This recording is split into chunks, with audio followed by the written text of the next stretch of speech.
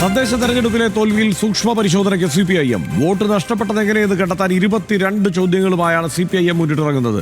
സ്ഥാനാർത്ഥി നിർണയത്തിൽ വീഴ്ച സംഭവിച്ചതെങ്ങനെയെന്നതടക്കം പരിശോധിക്കും. മഹേഷ് ചന്ദ്രൻ ചേരുന്നുണ്ട് വാർത്തയുടെ വിശദാംശങ്ങളുമായി. മഹേഷ്, ഒരു തിരിച്ചടി നേരിട്ടിരിക്കുന്നു CPIMന്.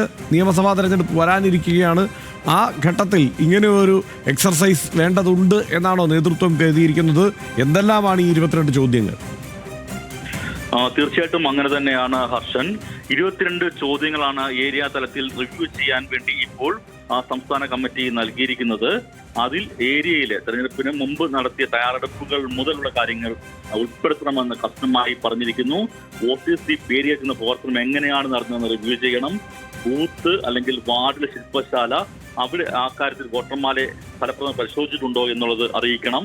നമുക്ക് ലഭിക്കുമെന്ന് കരുതിയ എത്ര വോട്ടുകൾ ഓരോ തദ്ദേശ സ്ഥാപനത്തിലും ചെയ്യാൻ ബാക്കിയുണ്ട് എന്നത് സംബന്ധിച്ചുള്ള റിവ്യൂ ഉണ്ടാകണം. ജില്ലാ പഞ്ചായത്ത്, കോർപ്പറേഷൻ, മുനിസിപ്പാലിറ്റി എന്ന നിലയിൽ കണക്കാക്കി വേണമെന്ന് നൽകാനെന്നും സംസ്ഥാന കമ്മിറ്റി നിർദ്ദേശിച്ചിരിക്കുന്നു.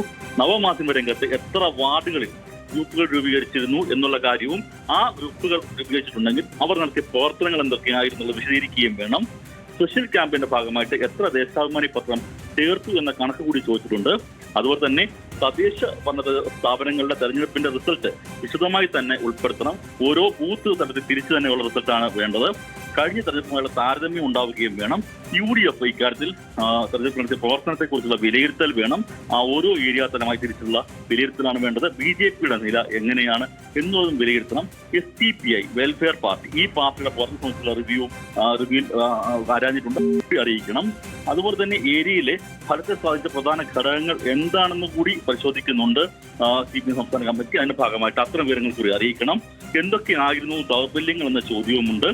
സർക്കാരിന്റെ നവംബറിൽ നടത്തിയ പ്രഖ്യാപനം, അതായത് പെൻഷൻ അടക്കമുള്ള ക്ഷേമ പെൻഷൻ അടക്കമുള്ള ആനുകൂല്യങ്ങൾ നമുക്ക് പ്രഖ്യാപനം ബന്ധപ്പെട്ട യോഗങ്ങൾ ചേർന്ന പാർട്ടി തീരുമാനം എത്രത്തോളം നടപ്പിലാക്കിയിട്ടുണ്ട്, നേരിട്ട് ഓരോരുത്തരെയും കാണുന്ന തീരുമാനം എത്രത്തോളം നടപ്പിലാക്കി, ഇവയൊക്കെ അറിയിക്കണമെന്ന് ആവശ്യപ്പെടുന്നു. അതുപോലെ തന്നെ വർഗ ബഹുജന സംഘടന സ്ക്വാഡുകൾ രൂപീകരിച്ച് പുറത്തു നടത്താൻ പറഞ്ഞിരുന്നു. അത് നടന്നിട്ടുണ്ടോ? പോളിംഗ് സ്ക്വാഡ് രൂപീകരണവും പ്രവർത്തനവും എങ്ങനെ നടന്നു, അത് പോളിംഗ് കഴിഞ്ഞ് വിലയിരുത്തൽ അടക്കമുള്ള ഒത്തിരി വിശദമായ വിവരങ്ങളാണ് ഇത് ചോദിക്കുന്നത്. അത്തരത്തിലുള്ള വിവരങ്ങളാണ് അടിയന്തരമായി ജില്ലാ സെന്ററിൽ എത്തിക്കാൻ നിർദ്ദേശം ഇപ്പോൾ നൽകിയിരിക്കുന്നത്. ജില്ലാ സെന്റർ ഇത് ക്രോഡീകരിച്ച് സംസ്ഥാന കമ്മിറ്റിക്ക് സമർപ്പിക്കും. ഹർഷൻ.